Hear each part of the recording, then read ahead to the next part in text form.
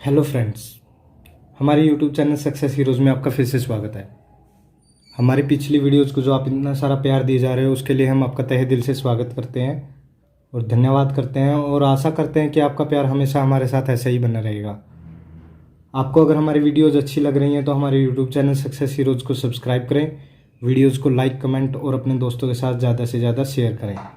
देखिए, ratio and proportion को हम कंप्लीट कर चुके हैं। आज उससे अगला चैप्टर हम स्टार्ट करने जा रहे हैं जिसका नाम होगा पार्टनरशिप। ठीक है, चलिए इसको स्टार्ट करते हैं।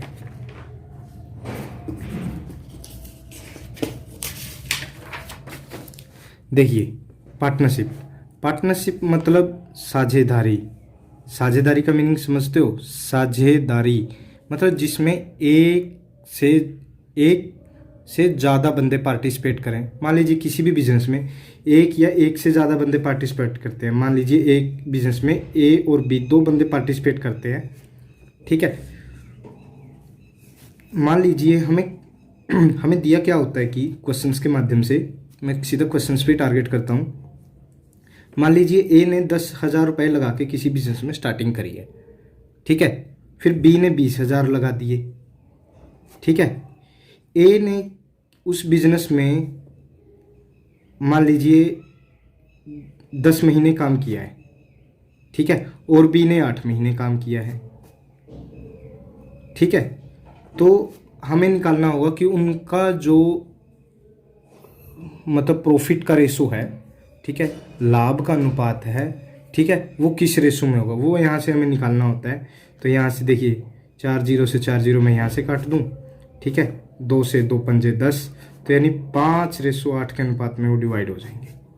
ठीक है, यही उनके लाभ का अनुपात होगा। ठीक है, देखिए बस हमें ऐसे ही बहुत ही सिंपल चैप्टर है।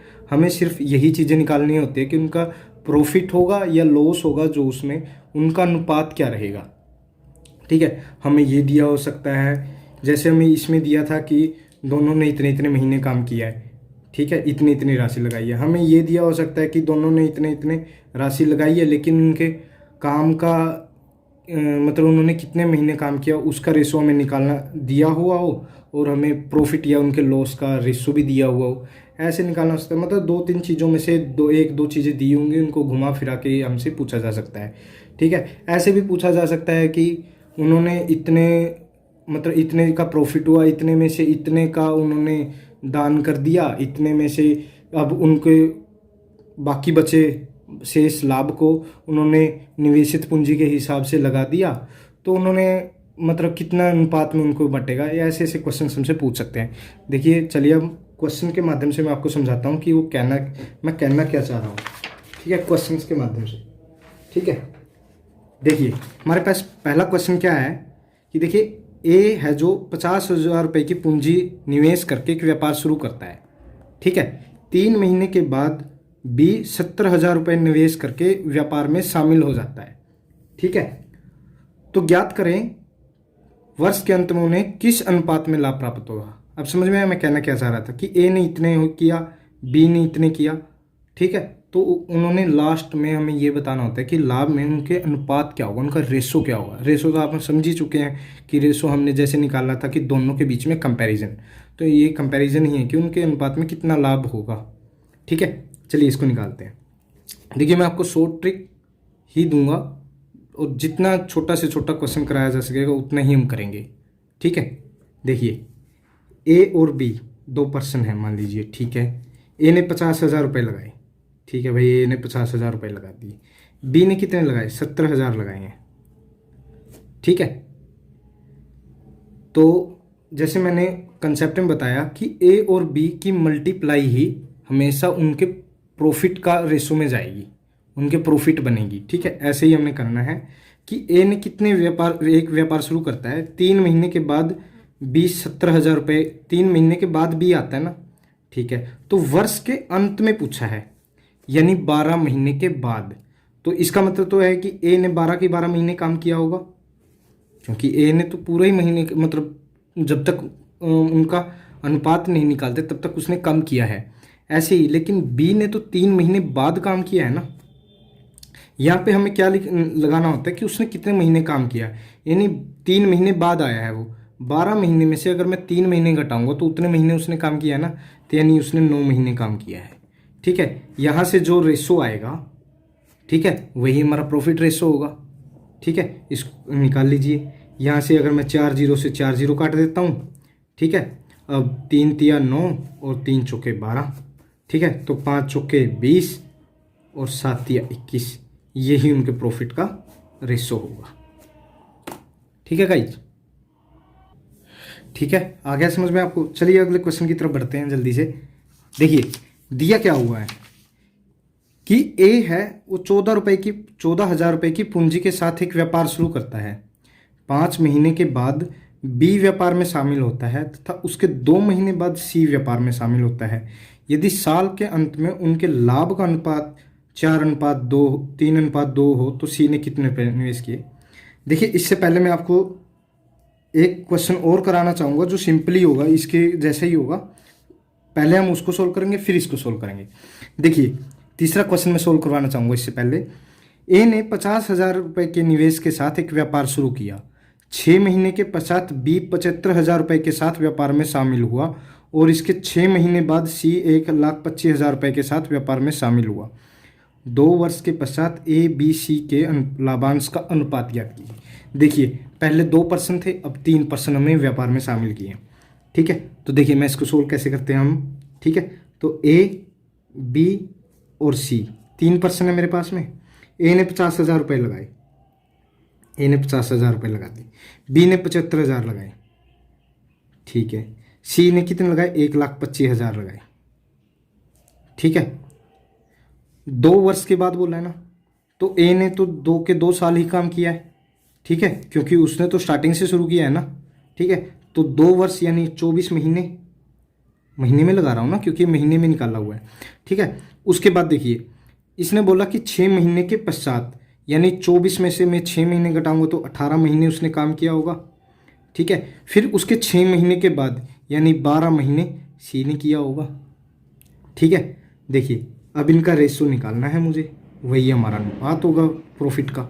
ठीक है, तो देखिए अगर मैं यहाँ 3 जीरो से 3 जीरो निकाल दूँ तीनों में से, ठीक है, अब देखिए इसको मैं काटता हूँ। देखिए 25 दूनी 50, 25 तिया 75, 25 पंजा 125। देखिए मैं इनको इसलिए काट सकता हूँ क्योंकि सब मल्टीप्लाई में दिए हुए हैं रेशो। ठीक है, अगर यहाँ प्लस में होता तो फिर मैं नहीं काट सकता था, यहाँ मल्टीप्लाई में दिए हुए इसलिए मैं काट सकता हूँ। ठीक है, तो आगे इसको भी काट दीजिए। 6 दूनी 12, 6 तिया 18 और 6 चौके 24, यानी रेशो क्या आ गया, 4 दूनी 8, 3 तिया 9 और 5 दूनी 10। इससे आगे कट नहीं सकता, तो यही हमारा प्रॉफिट का रेशो होगा। ठीक है गाइज, चलिए अब हम पहले वाला क्वेश्चन करते हैं जो हमने करना था। देखिए दिया क्या हुआ है, एक 14,000 रुपये की पूंजी के साथ व्यापार शुरू करता है। ठीक है, 5 महीने के बाद बी व्यापार में शामिल होता है तथा उसके 2 महीने बाद सी व्यापार में शामिल होता है। यदि साल के अंत में उनके लाभ का अनुपात 4:3:2 हो तो सी ने कितने रुपए निवेश किए थे, ये हमें पूछा गया है। ठीक है, देखिए क्या दिया हुआ है, ए बी सी 3% है मेरे पास में। ठीक है, ए ने 14,000 रुपये लगाए। ठीक है जी, ए ने 14,000 रुपये लगाए। बी का हमें दिया नहीं हुआ कितने लगाए हैं, सी का भी हमें दिया नहीं हुआ कितने लगाए हैं। मान लीजिए बी ने ए रुपये लगाया है या बी ने बी रुपये लगाए हैं। ठीक है, और सी ने सी रुपये लगाए हैं, हमें नहीं पता कितने कितने लगाए हैं। ठीक है, उसके बाद ये बोला कि 1 साल के बाद में निकालना है ना, साल के अंत में 12 महीने के बाद। ठीक है, तो यानी ए ने तो 12 के 12 महीने रुपए लगाए होंगे।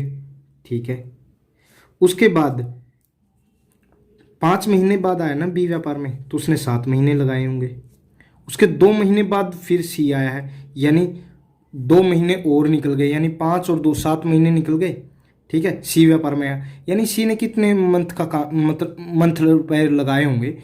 ठीक है, कितने मंथ लगाए होंगे, उसने लगाए होंगे 12 में से 7 जा चुके हैं, यानी 5 महीने। ठीक है, 5 महीने उसने लगा दिए। ठीक है, इनका रेशो निकाल लेते हैं। ठीक है, ये क्या आ गया, इसको अगर मैं गुना करता हूँ तो 1,68,000 यहाँ से 7B, यहाँ से 5C, ठीक है। लेकिन हमें दिया क्या हुआ है, हमें दिया है कि ये 4:3:2 में है, ठीक है, हमें दिया ये हुआ है ना, ठीक है। यानी इसकी वैल्यू ये दी हुई है, हमें इसकी वैल्यू निकालनी है, समझे। तो देखिए 4 की वैल्यू दी हुई है 1,68,000, ठीक है। अगर मैं इसको आधा कर दूं तो 2 की वैल्यू आ जाएगी, 2 की वैल्यू कितनी आ गई, 84,000 आ गई। हमें 2 की वैल्यू ही निकालनी थी ना, ठीक है। 2 की वैल्यू 84,000 है, तो यानी ये वैल्यू इसके बराबर है, यानी 5C की वैल्यू 84,000 है। तो C की वैल्यू क्या होगी, क्योंकि हमें C का निवेश निकालना है ना, मैं इसलिए सीधा 5C की वैल्यू लिखी है मैंने। C की वैल्यू अगर निकालनी है हमें 84,000/5, यानी इसको मैं काटूंगा तो 16×5 = 80, फिर 8, 16,800 रुपये, ठीक है। 16,800 रुपये सी की पूंजी आ जाएगी जो उसने लगाई है, ये हमारा आंसर होगा, ठीक है। आसान है ना। चलिए अगले क्वेश्चन की तरफ बढ़ते हैं। देखिए दिया क्या हुआ है, दिया हुआ हमें कि किसी व्यापार में ए, बी तथा सी ने कुल रुपए 1,25,000 निवेश किए, ठीक है। उनमें बी ने ए से 15,000 अधिक निवेश किए तथा सी ने बी से 20,000 अधिक निवेश किए।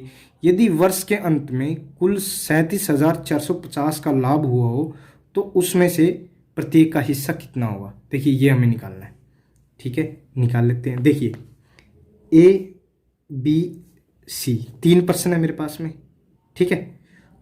मुझे दिया हुआ है कि तीनों ने मिलकर 1,25,000 निवेश किए, पहले तो मुझे ये दिया हुआ है। फिर उसने बोला कि बी ने ए से 15,000 अधिक किए हैं, सी ने बी से 20,000 अधिक निवेश किए हैं, ठीक है। यानी ए का मुझे नहीं दिया हुआ। मान लीजिए ए ने ए रुपया इन्वेस्ट किया है, ठीक है।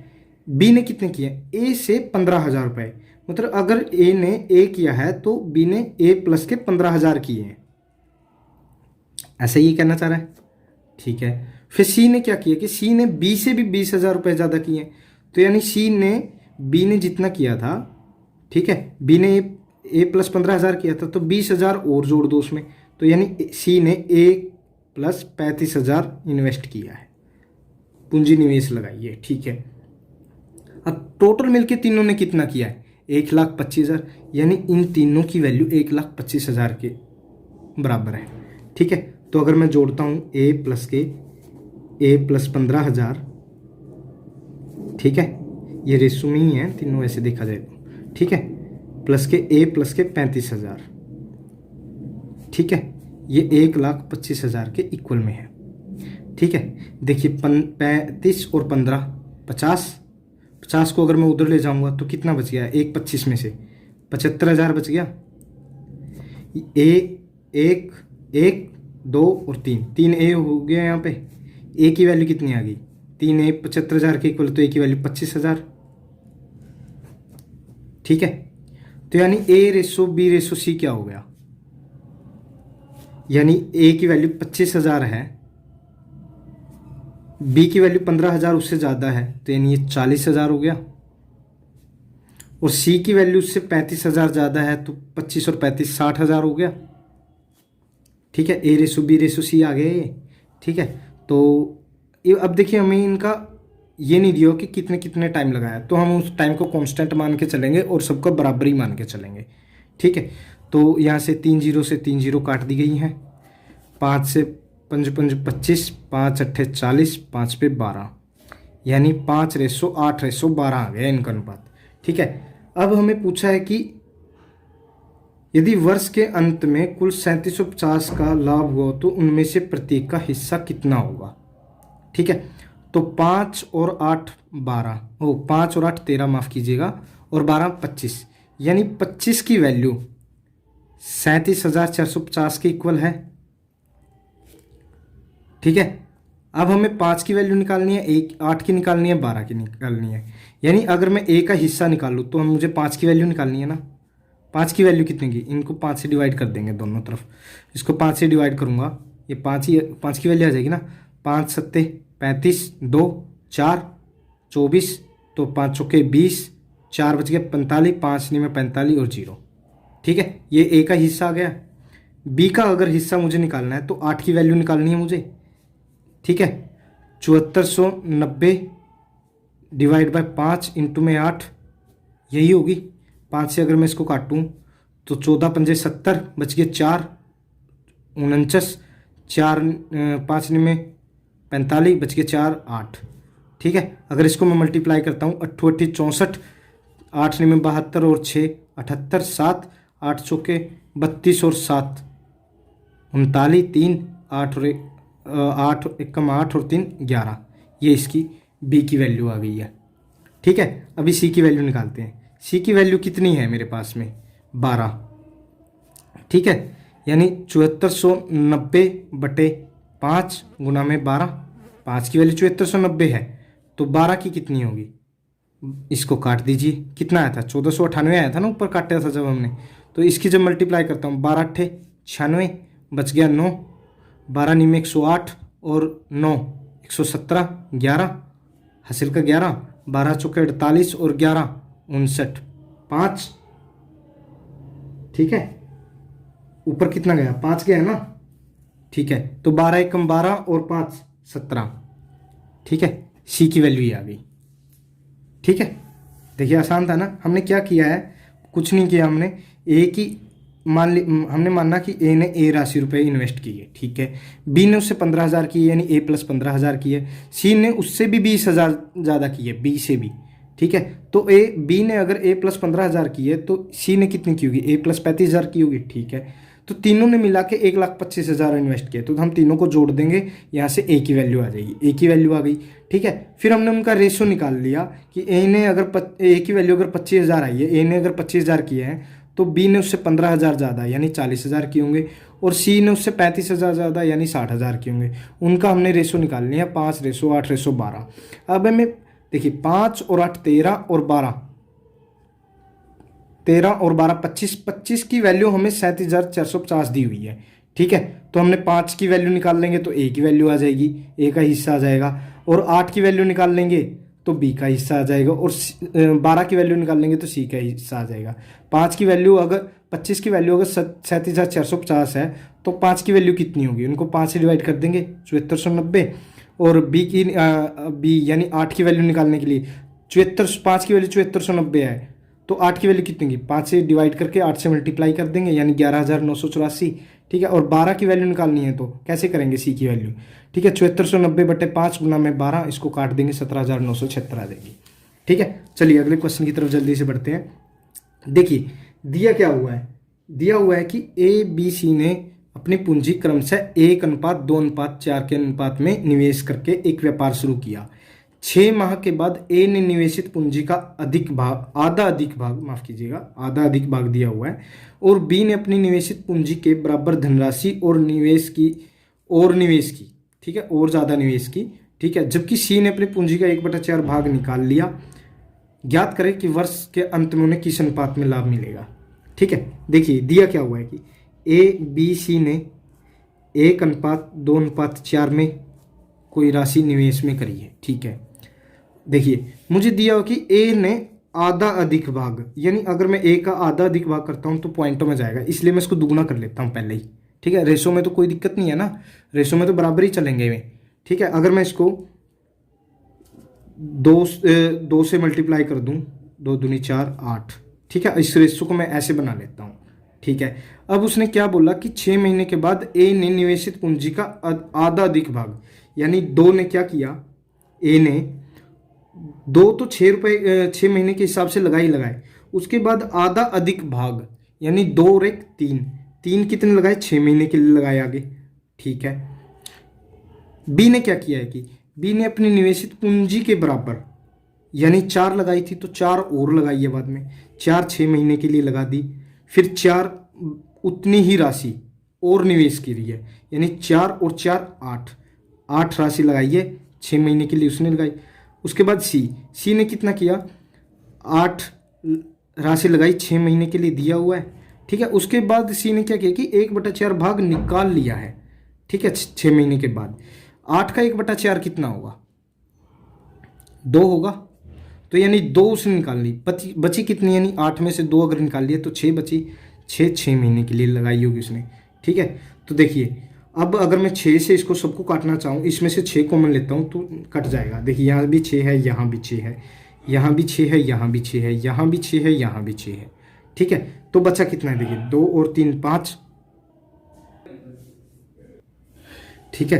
तो देखिए 2 और 3 5, यानी ए ने 5 रस, ए का रेस 5, 4 और 8 12, और 8 और 6 14, यानी 5 रेसो 12 रेसो 14 में उन्होंने किसी राशि को, उनका प्रॉफिट आ जाएगा, ठीक है। यही आएगा ना, यही हमारा आंसर होगा, यही हमें निकालना था, ठीक है। चलिए देखिए आज हम यहीं तक यहीं पर समाप्त करते हैं। देखिए अगली एक पार्ट और बना देंगे हम इस पे, आगे कुछ क्वेश्चंस और मैं कल को लेके अगली वीडियो में लेके आता हूँ, ठीक है। तब तक के लिए हमारे साथ बने रहिएगा, ठीक है। वीडियोज़ को देखते रहिए और क्वेश्चंस लगाते रहिए किसी भी बुक से। देखिए कुछ बच्चों ने मुझसे बुक का नाम भी पूछा कि किस बुक से लगाऊं। देखिए मैं आपको बोलूँगा कि आप कोई भी बुक ले लीजिए मार्केट से, ठीक है। आपको सिर्फ क्वेश्चंस की प्रैक्टिस करनी है, ठीक है। जहाँ से भी आपको क्वेश्चंस मिले, क्वेश्चंस की प्रैक्टिस कीजिए, वीडियोस देखिए, क्वेश्चंस को लगाइए। अगर कोई, पहली बात तो कोई क्वेश्चन में आपको करने में दिक्कत आएगी नहीं, क्योंकि मैंने कोई भी चैप्टर अगर कराया है तो उसके हर टाइप के क्वेश्चन लिए हैं, ठीक है। अगर आपको फिर भी कोई क्वेश्चंस में प्रॉब्लम आती है, ठीक है, तो ये हमारा व्हाट्सएप नंबर है, ठीक है, 9017048177। इस पे आप हमें व्हाट्सएप कर सकते हैं, उस क्वेश्चंस को हम आपको सॉल्यूशन प्रोवाइड करेंगे, ठीक है। तो चलिए पढ़ते रहिए। लव यू ऑल, जय हिंद।